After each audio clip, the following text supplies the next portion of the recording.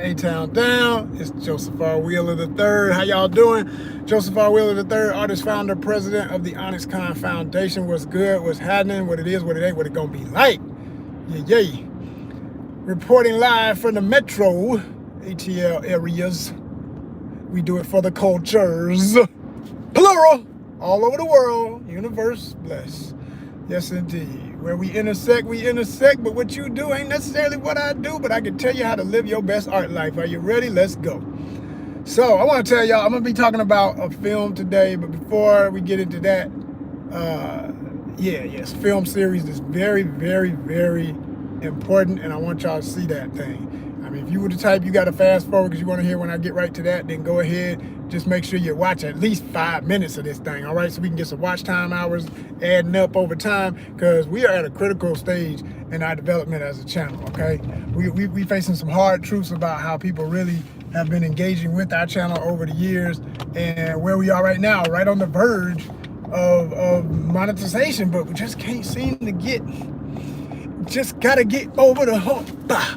You gotta get over the hump, but it's hard because people just won't do right. They won't subscribe. They come back, they watch, they enjoy, and they get up and they don't pay for their food. They just walk out the restaurant. Don't even understand what they're doing and how they're gonna literally not just hurt themselves. They're gonna hurt this opportunity, to keep getting this kind of content, not just from this channel, but anywhere on YouTube. Like, there's so many other YouTubers say the same thing I just said. Would you please, if you come watch my content, just like the video and subscribe, okay? Because a lot of y'all are coming back, seeing it. We see the numbers. We see what y'all do. You can't fool yourself. You can play with yourself in your mind. It don't matter. It's not gonna do well. Like somebody like me, I'm gonna be doing what I do regardless. I'm not gonna stop until it happens, you know? But I'm trying to pick up the ones who just mean well, but just maybe too busy. And every time they watching me, they got kids around them yelling. They got somebody calling. They got distractions. And that's the only reason they ain't done it yet. It ain't because they ain't good-hearted people that don't want to see the channel grow. They do. They love it. They love what I'm doing. That's why they keep coming back. But for whatever reason, they have not hit them buttons. They have not subscribed yet. They have not liked one freaking video, and they've watched 100. I mean, it makes no sense, but... this is how people are. I mean, because the psychology of people watching TV is just, YouTube's TV. Yeah, but no, it's not. It's not normal TV. It's TV that you technically pay for by supporting people's channels with what I like to call is thumb love. You let your thumbs do the walking. You hit them thumbs up. You hit them, like right now, 13 people watching. How the hell, I know from my number. There it is. I'm about to say, if one thumb don't go up, something wrong. Somebody, the whole world done got special on me overnight. Like, I don't know what the hell. But I appreciate you. Thank you so much. If one does it, I ain't worrying about the other. The rest of them, they might be special. But thank you for understanding clear English and doing the right thing. Thank you so much. Right? Subscribe. It's real easy. Please subscribe. Please like. You hear this all day on YouTube. It's a reason for it. There's people's channels that literally die because y'all don't support them. And then you went, I wonder what happened to so-and-so. You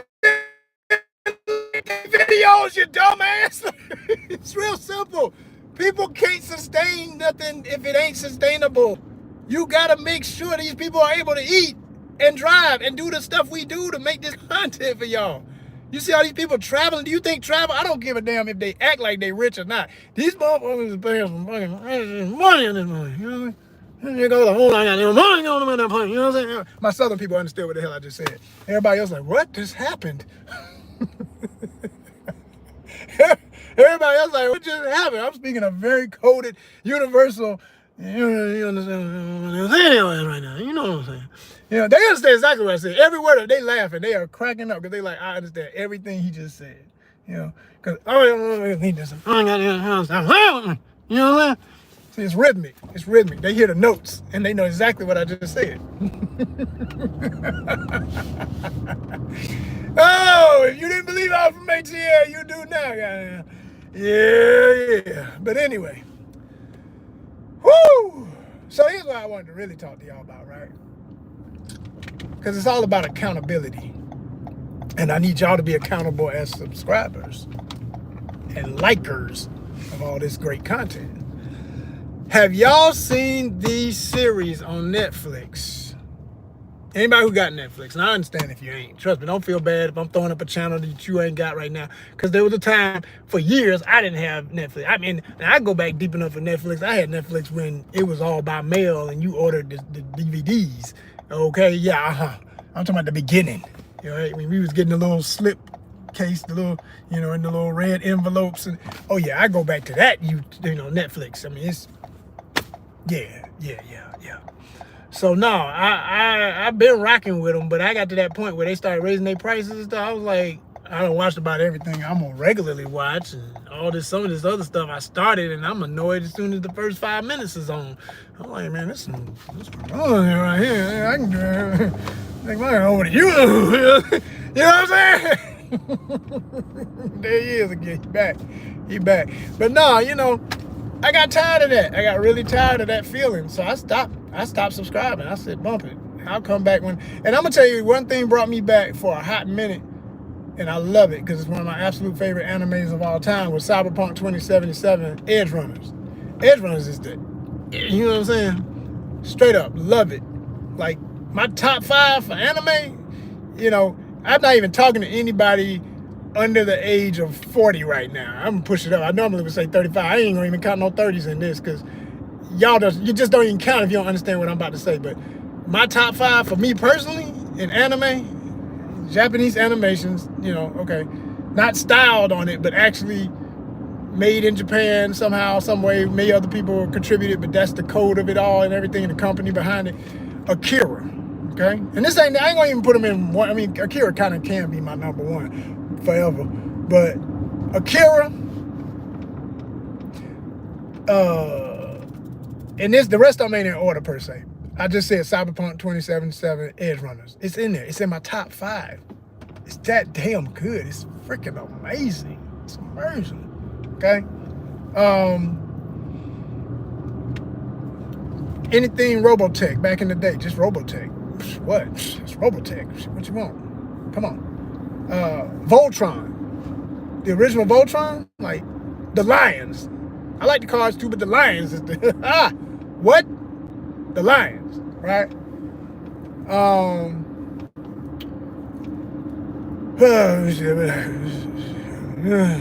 Damn, I'm all the way down to one more left. I don't know. Hell, I could just say anything. I mean, that's not fair because it's not specific, but I could just say anything else from that time that was on television. You know what I mean? But and that's a lot of stuff. You got Gatchaman, you got what's the one that had the big naval ship that was flying through space? Used to watch that, didn't even understand it, but I liked it. Just because of the ship. I just liked the ship. I didn't give a damn about the rest of the show. It was actually kind of boring. I just liked the ship and when they would get into battles in space and stuff, you know.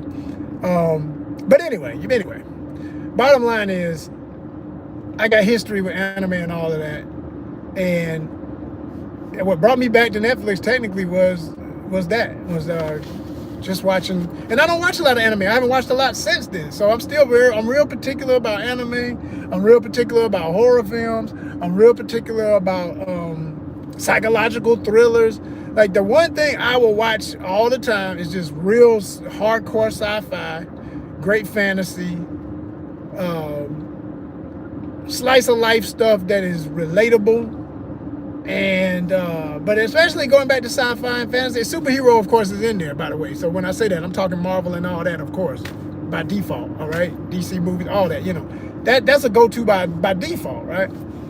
And then, you know, but 99% of the time, like unless I hear about something or I know it's dope because I saw the trailer or whatever and just said, ooh, I gotta see that.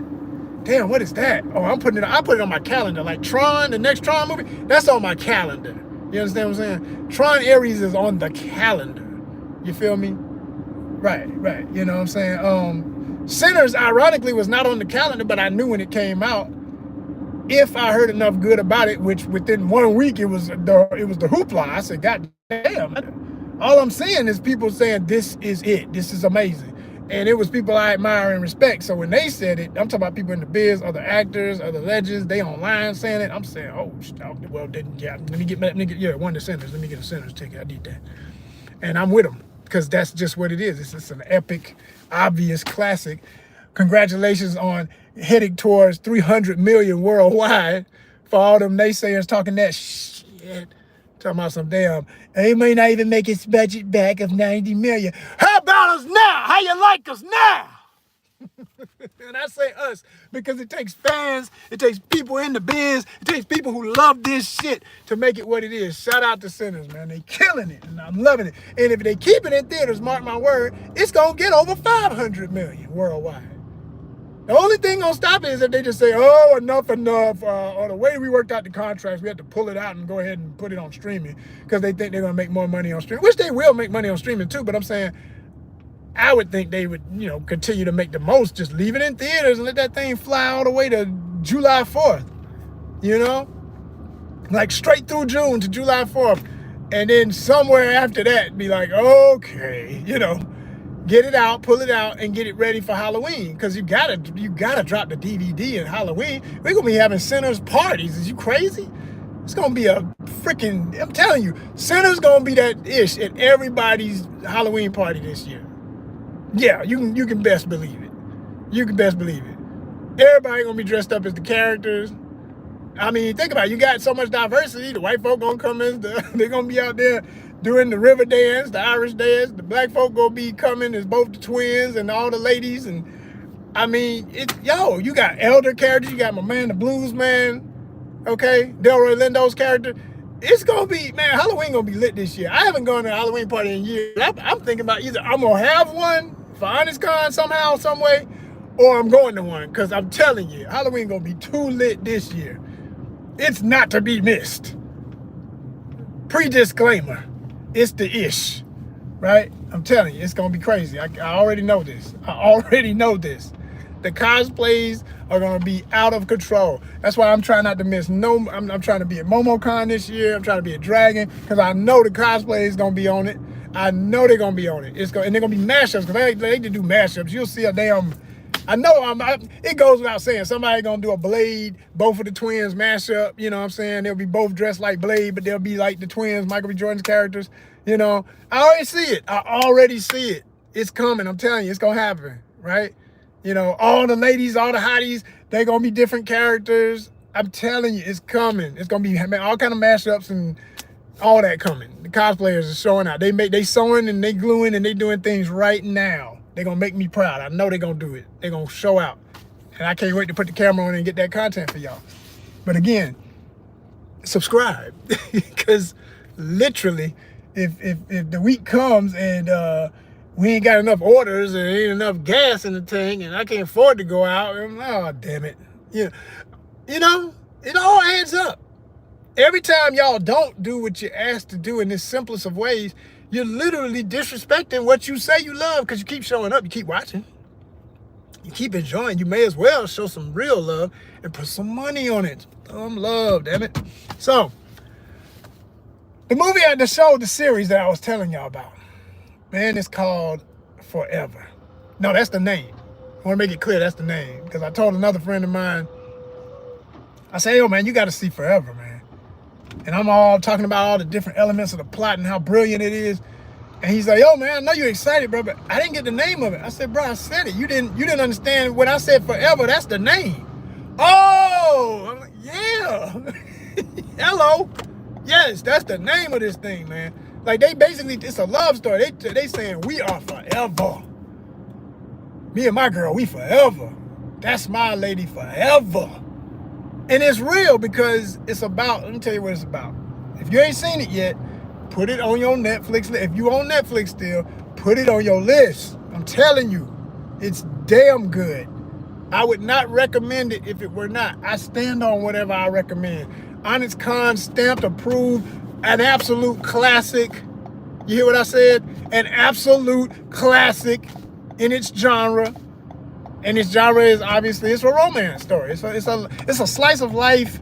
It's got elements of social discourse, elements of what's going on in the world and how it is and how it was because it was based in 2018. But, that ain't too far ago. And everything that happened then is related to now. So it's very, very relevant. Very, very relevant. And I almost forget sometimes it's supposed to be 2018. I'm just like, this is now. Shit. I mean, it ain't too much different. And I thought about that more and more, like, okay, if they get a second season, I guess they'll be going through COVID. Oh snap! They would have to. They would have to. I mean, that was the year 2019 when the ish hit the fan. So if they got a second season, which I know they're gonna get, because it's #1 on the top of the Netflix charts for originals and stuff. It's a hit, y'all. I'm trying to tell you, that thing is serious. Forever. I'm drilling it in on purpose because it's that good. They ain't paid me. I wish we had them kind of sponsors right now for ONYXCON. We working on something, but we ain't got them. We ain't got Netflix like that. But if we ever do, it would be 10 times worse with the hype. This is just from the heart and genuine. I love the show. I will give it props. I like to see black folks winning. They doing a damn great job, okay? Hold tight. Let me do this real quick. All right. We back. If you know the format, this is another reason why I always say when I'm live, and I gotta work while I'm live, and I always am working typically when I'm live. I tell y'all, if you don't wanna, man, Joseph be working, man. Yeah, well, I could only be working on this if enough of y'all watch enough content for us to get that 4,000 watch hours and stop playing. Because we long overdue, and y'all not watching the main content. It's to a point where I'm realizing y'all don't watch the main content in the numbers I need. You do, but not enough. Y'all don't finish nothing. Y'all, all this sporadic ass new society where everybody looking at the phone, the TV, and the laptop all at once, and they got too much going on. They add in friends, family, and bullshit, and you ain't focused. So you don't watch nothing incomplete. Everything's incomplete for you. You can always get an F. Goddamn. Incomplete ass. Chill out. Get away from all that distraction if you really enjoy the content and watch. Watch something so you can learn some things and realize some things and understand what we really doing over here with this thing. Because it's a lot. It's a hell of a lot going on. But anyway, so I went to, like I said, I'm up to episode 7. This thing is 8 episodes long. It's epic because it shares the story of, I don't know the actors' names by heart, so I'm going to only speak of their character names, and then I'm going to describe other characters whose names I can't remember as characters even. You got the lead and the lead lady. They're teenagers. At least they're playing teenagers, because of course in real life they're probably not. But you basically got Justin and you got Keisha. Justin and Keisha are going to be classic characters that people talk about the way they talk about Love Jones, okay? I'm trying to tell you. They're going to be classic characters like how people talk about Boomerang. They're going to be classic characters like how people talk about any love story in the history of cinema, okay? These are classic characters.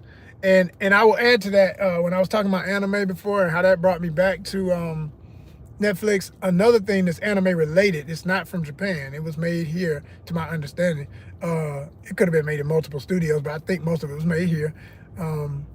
Which I don't care where it's made, okay? We don't put tariffs on great art. We want to see art from everywhere in the world. Fucking asshole. Anyway, y'all know who he is. We ain't talking about that motherfucker today. We're gonna stay on business, all right? We talking about art life. And if you got a problem with what I'm saying, you're on the wrong channel. Because we ain't no MAGA maggots. Oops, did I say that? Yeah, I did. I say it all the time. I ain't nobody scared up in here either. Come on, motherfuckers. So check it. Check it. We got this thing, right? Where we watched Intergalactic, spelled with an E, not with an I, the first letter. Intergalactic. If you ain't seen that, that was the last great Black cultural experience of a love story that I saw that impressed me. Literally left an impression on me. I binged it with a lady I was dating at the time, and she introduced me. Credit to her. She put me on it. I didn't even know about it. I said, holy shit. And it's made by Kid Cudi. It was Kid Cudi, the famous rap / R&B, funk, soultronic. His sound is, it's otherworldly. I can't even explain Kid Cudi if you ain't never heard Cudi. Cudi on some different shit. I like Cudi. I wouldn't call myself a fan. It's not really my generation, but that don't mean I can't appreciate it. Hell, Kendrick ain't my generation, but I love Kendrick. I love everything generally that Kendrick puts out. You know what I'm saying? All of it ain't for me at my age and my experiences, but most of it, 90% of it, I love Kendrick. Kendrick Lamar is the man. So if you like Kendrick, you'll love Kid Cudi. And it's not, the same exact type of thing by no means. It's a whole nother experience, but I'm saying it's that generational thing of those kids that came up in their generation. They just now hitting 30, they young 30s, some of them in their 20s. That's them,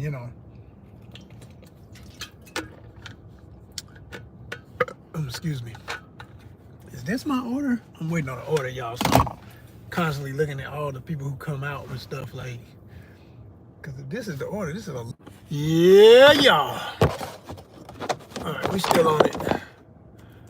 Let's rock. Hold on, let me make sure I got my... Yeah, okay, cool. So I was saying, with this show, Intergalactic is what kind of gave me new hope that, man, there's some people out here writing that's coming up with brilliant concepts, well written, well thought out. Even though Intergalactic was animated, it was so real. You feel them characters, and that's why I love about real animation. It's not about the medium, it's the voiceovers, the writing, the energy. If all that's right, it's the same as watching live action human beings. Well, it ain't the same. Nothing's the same. I do prefer live action, honestly. But I appreciate excellent animation. It's like Into the Spider-Verse. All those movies, phenomenal. It will remind you of Into the Spider-Verse. That's the closest thing I can speak to of the style of Intergalactic. But it has its own thing. It's not even that. It's its own thing. So if you like that and you know what I'm talking about, you're going to absolutely love Forever, right? But the difference would be the age gap, because Intergalactic is dealing with characters who are,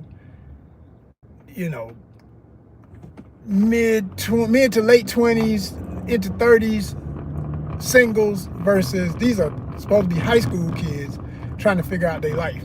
They meet and rekindle a relationship from when they were kids.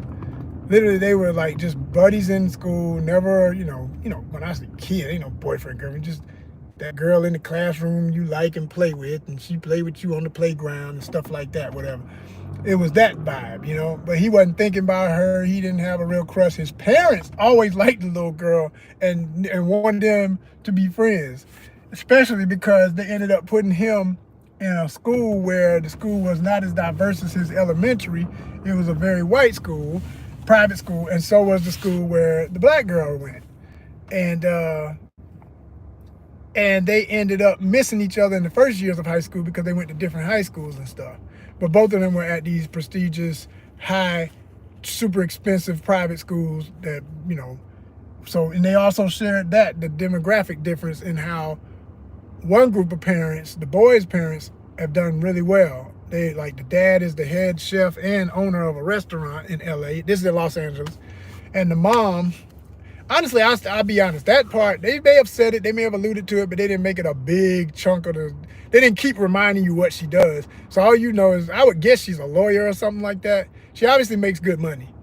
And she has to dress up and go into the office type vibe, when she's not picking up kids and fixing dinners and getting ready at home or whatever, So they living life. They living it high on the hill, literally high on the hill in LA, up in the hills.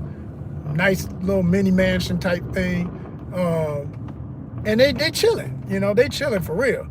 Then you got, as they say in LA, the phrase, you below the 10, you south of the 10, or anything below the 10. The 10 is the expressway in LA that kind of divides the haves from the have-nots. Not to say that they ain't hoods above the 10 too, but the ones that make the news the most and have the most drama with all the gangs and the drugs and the homelessness and issues and whatnot, most of that's all going on below the 10.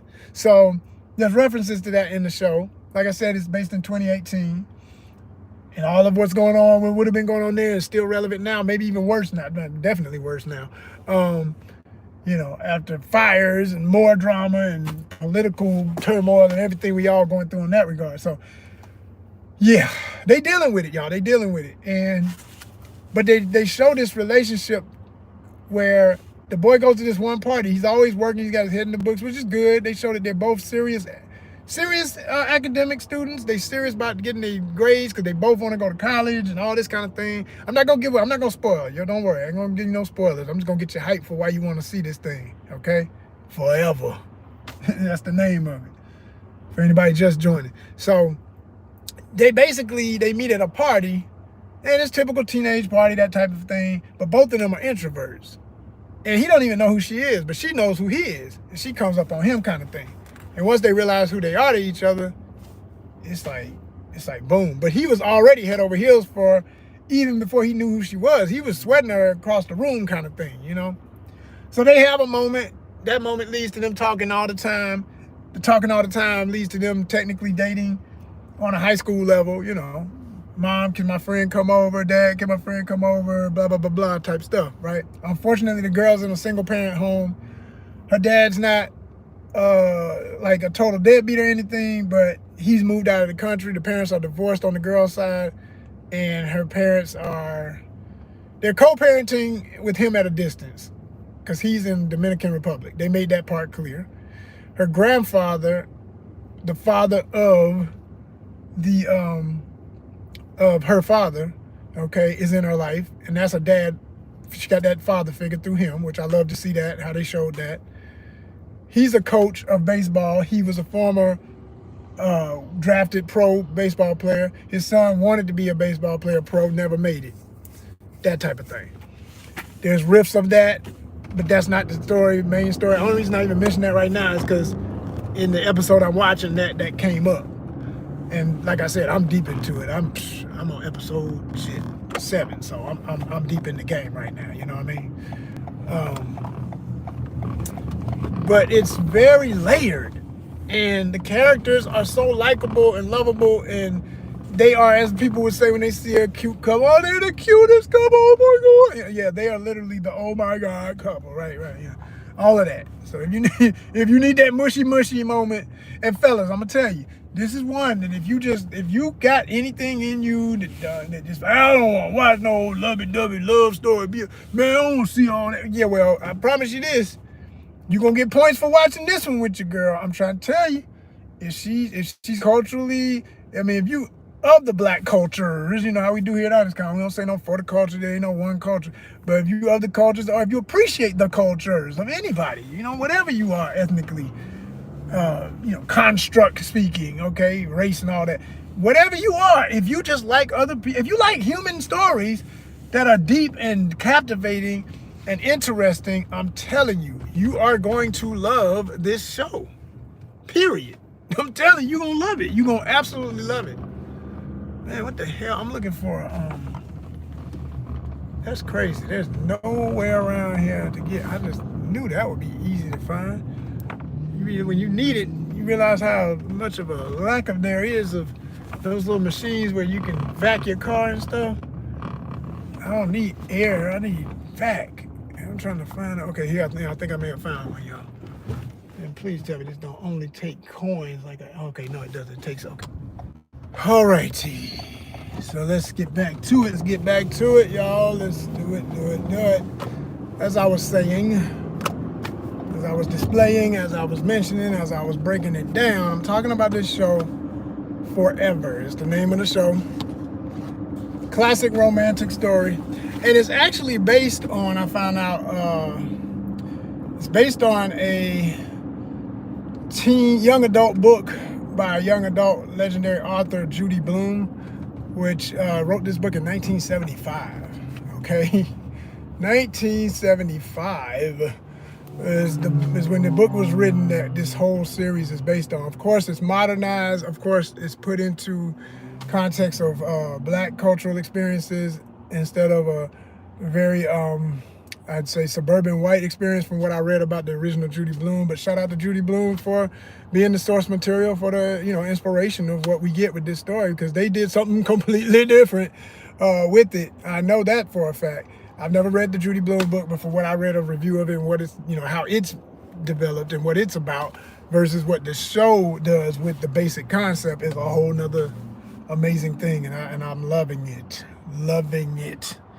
So, at the point you get to the point where these characters are trying to date each other regularly and know that they have a thing for each other, whatever, and it happens pretty quick. They fall for each other pretty quick, but it also has its first hiccup pretty quick, because you find out about a very traumatic, and when I say traumatic, dramatic, just drama that the young lady has been through. And it's not her fault. She was young, she was dumb. Like most folk, when they're young, they be dumb. They doing dumb shit and they don't think. But the problem with that kind of dumb shit, like Ice Cube said on a classic track back in the day, before they can grow up, they on the front page because they died young doing dumb shit. Don't be the one. Don't be the one. You gotta have guidance. And the great thing about this show, they showed that both of these kids have guidance. It's just, I would say in her situation, and it's a genuine reflection of what her circumstances are and the result of how she thinks and what she's doing. And it's just her and her mom. And she's got, I think I want to say they're her mom's nieces or something, but they run this hair shop or whatever. Honestly, I forget what their relationship in the family is, but I know their family. And then these two little fast, hot to trot makeup and hair salon ladies that are so sassy and crazy and fun to watch when they on camera, because they bring the silliness and ratchetness in a way that's kind of funny, but not too ratchet, just cute ratchet. If this ain't the vulgar ass show, I love that you gotta hear the N-bomb every other second and a bunch of damn cussing for no reason and just trying to make it like, we know we from the hood now, we from the hood, we cuss every other word. It ain't that. It ain't that. This is a different type of show. This is showing that, yes, there are people who may be in a situation that's less than desirable, but they know how to treat each other for the most part. They're human. They got their problems, but they're not savages. I don't like that romanticization of savagery and folk calling themselves savages. No, yes, Megan, I ain't like that. I like a lot about Megan, not just, of course, her fine ass and all that, but I'm talking about, like, I like that she's into anime, and I like her creativity when she comes up with her concepts for her videos and stuff. And I like that she's ambitious as all hell, and I like how she moved like that. But not to get on the sidetrack about that, I just say what I gotta say when it's relative to what I'm talking about. I mean, savage became a pop art term that has become used. You got kids saying, "Oh, you a savage? That's savage." I don't want to be. We fought to not be called savages. All people under the gaze of white supremacy being told you're a savage if you're not white. Y'all motherfuckers is claiming the word now. I ain't never been cool with that, and it ain't about to start today. You hear me? So no, anyway. But this is not that. This show does not exhibit that and play into that. Even the fact that it's in LA, they don't make I haven't seen one. There's been only one scene where it was implied that somebody might have been gang affiliated, but it ain't like, oh, think LA, think gangs. No, it's not that show. It ain't even about that. It's about these kids in love, and they're good kids. They ain't neither one of them thugging, ain't neither one of them trying to be hard and shit, ain't none of that bullshit. They just kids. They literally just some good kids in some tough situations, trying to savor and protect their genuine love for each other. I freaking love it. The show is brilliant. And it's true, because these types of people exist everywhere. I don't care what the circumstances. And the girl's not in the worst of LA. She ain't in. Like I said, I don't know if I said earlier, but I'm from Atlanta, but I got friends and family in LA, and I know enough about LA to know the difference in what would be, in my opinion, the roughest, toughest parts of LA and the circumstantial hard areas of LA. Circumstantial meaning you got people where, it may not be a two-parent home, but you got some kind of structure, you got some kind of love, you got some kind of somebody looking out and making an income. Then you got folk who don't care, but they still got a house. You got everybody, all kinds of situations, but people are not just literally preying on each other. And even in the worst, everybody's not like that. Even in the worst situations, and that's the truth about every city. Same in Atlanta. Same in the metro area of Atlanta.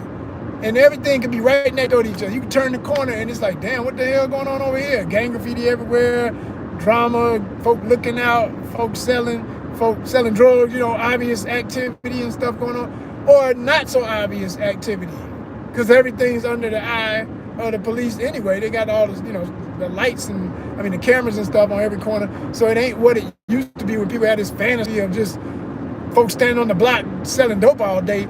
Them days over in most cities. They ain't hearing that shit.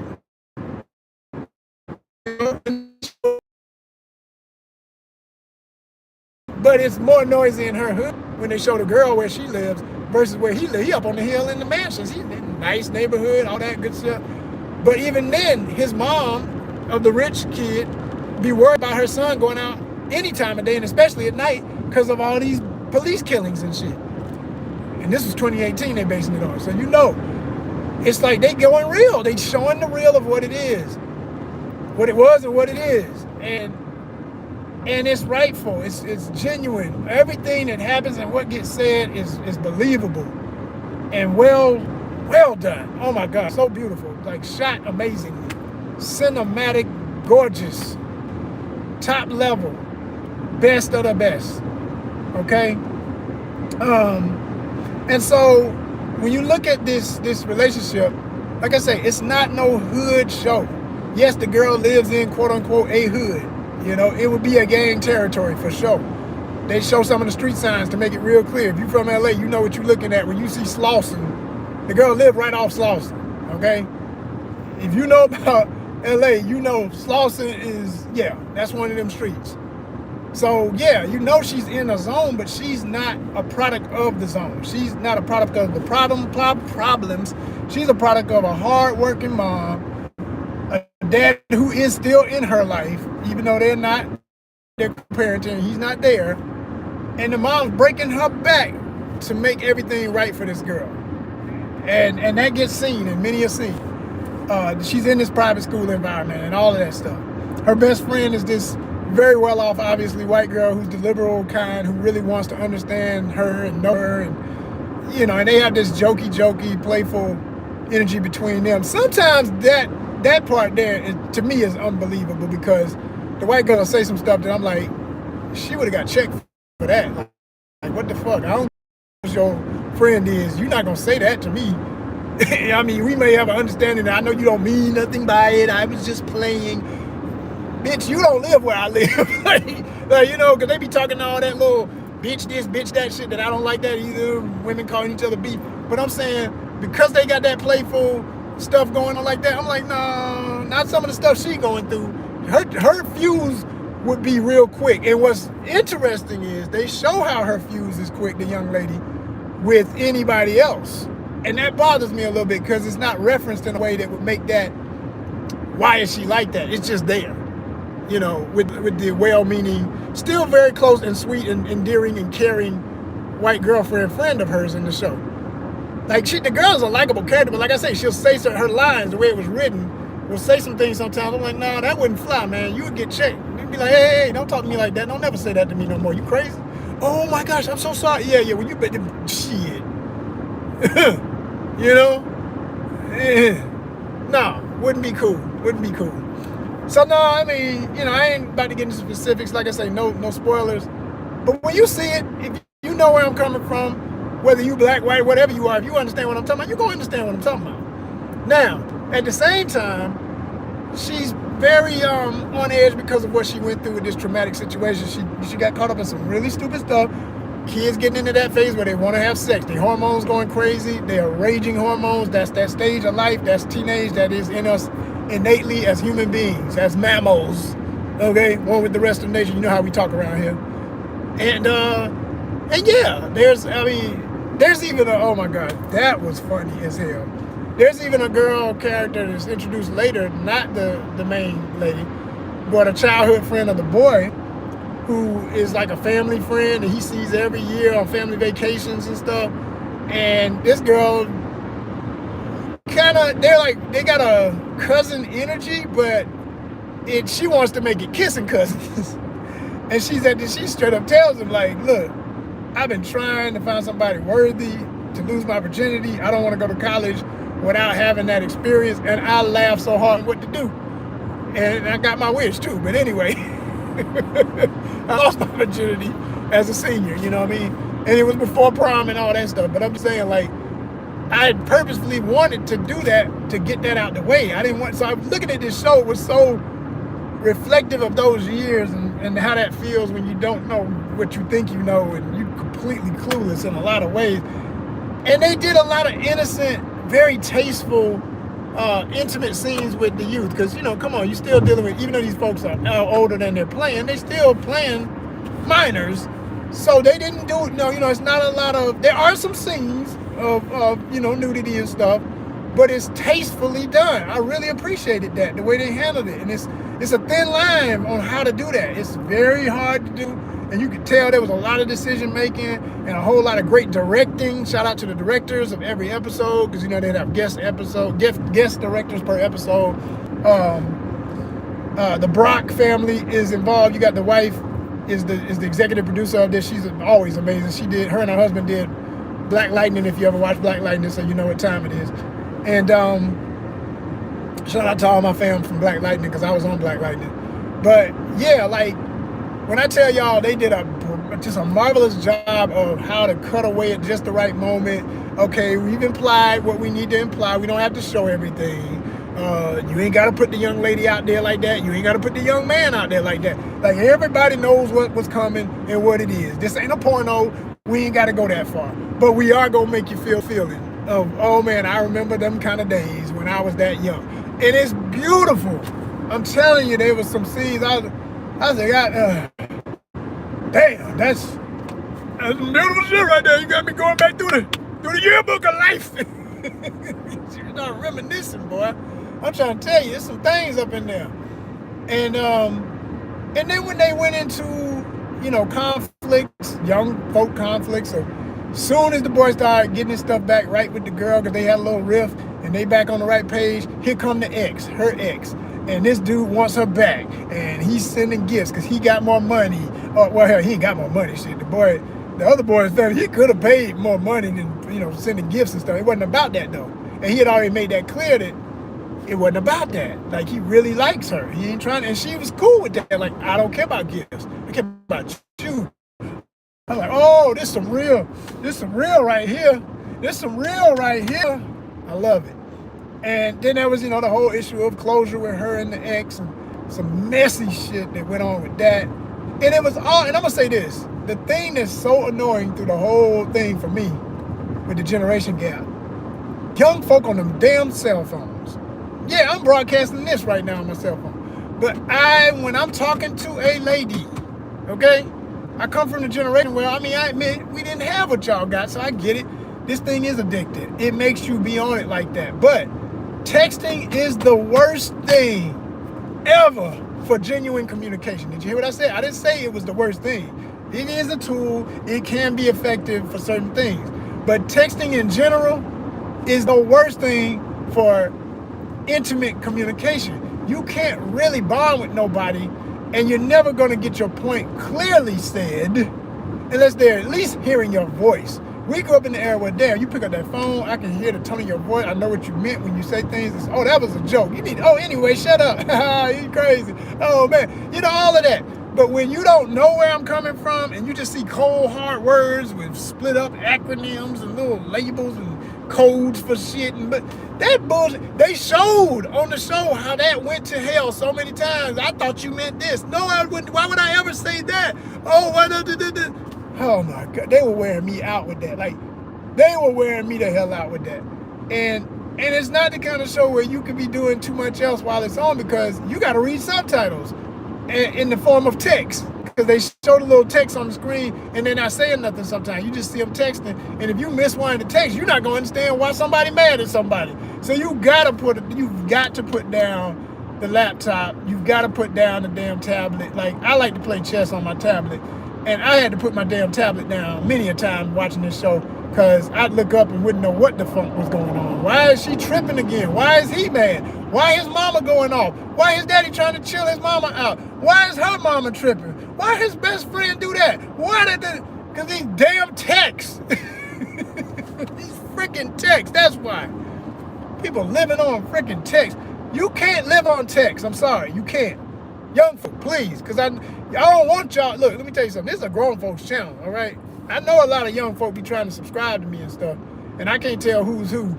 So since I can't go, but I'll always make it clear when I push that button of who is this for, it's always for adults. If someone chooses to sit down or give their child permission to watch my channel, fine. But you see I cuss, you see I will say certain things. It's a grown folk party up in here. It's family based when it is, but mostly this is PG-13 and up. And I know some of y'all ain't even 13. Y'all be trying to watch. So since y'all little goofies gonna be on here, maybe you'll learn something. I ain't here for you, but I want you to learn something if you're gonna watch. Stop texting everything. And watch this show so you can see what I mean. It can literally kill your relationships in life. All the types of, I'm talking about romantic relationships, business relationships, anything you trying to do, it can destroy it. Because one thing that don't look right in a text be like, wait a minute, what you mean by that? I don't like that. Oh, wait a minute, what you really saying? And then you trying to save face and stay hard or act tough. Oh, I said what I said. And you can see that on the show. Like, they would erase what they say and then say something else. And they think it's better, but it's actually worse. And then the other person's like, oh, well, damn, he's being short with me. Well, guess what? I'll be short. Like, he just said, okay, well, I'll say okay. And then they both go to bed damn near crying or crying, all upset in their feelings. There was one moment in this show, I'm not going to get into specifics of who and all that. Like I say, watch the show. But there was a fallout that lasted, like, I think it was like a year or some shit. It was terrible. Like, man, when they say forever, they mean it. Because for them two to pull that relationship back together at that little young, fragile age of all that goofy activity, wow. Wow. All right. And one particular character went all out to try and make it right again. I'm talking about all out. I was like, that's pretty impressive, quite frankly. I must say. I must say. Like, on some real, you trying to get back with somebody, this is how you do it. I ain't trying to give it away, but I'm gonna say that's how you do it, ladies. Y'all feel me? If you know the characters, you know what I'm talking about. I'm saying that was, and both of them had to do that at different times. The boy went all out for her, she went all out for him. But there was one particular way she went all out for him that I was like, man, there's some women, like you say, the one that got away, make me almost want to send that show to him, just be like, watch this. If you could act like Keisha, maybe we'll try again. But otherwise, kiss my ass still. Oh, man, because, like, for real, she really loved this man and wanted to make it clear, real clear. Like, when you start sacrificing time, energy, and resources, you have to spend money to go see somebody, find somebody, just to apologize, just to hug them, just to look them in the eye and say, I'm sorry, and I'll do anything to get back in your life. That's some real love. That's some, but the best part of it is not just for saving face so you can feel good about yourself and then afterwards turn back into a little asshole and start acting crazy again. No, like, go get your therapy, get your heart and your mind right, clear up all the nonsense that started the frustration in the first place. Be accountable. That's my favorite word. Be accountable for your actions. Know that if you hadn't have done certain things a certain way, other things would have never happened. And when you're at fault, you're at motherfucking fault. Period. Ain't no way around it. That's the kind of show this is. Like I said in the beginning, this show could have been called Accountability, because that's what it showcases the best. And I love it for it. I commend it. I think it's excellent. I wish more stuff was like this.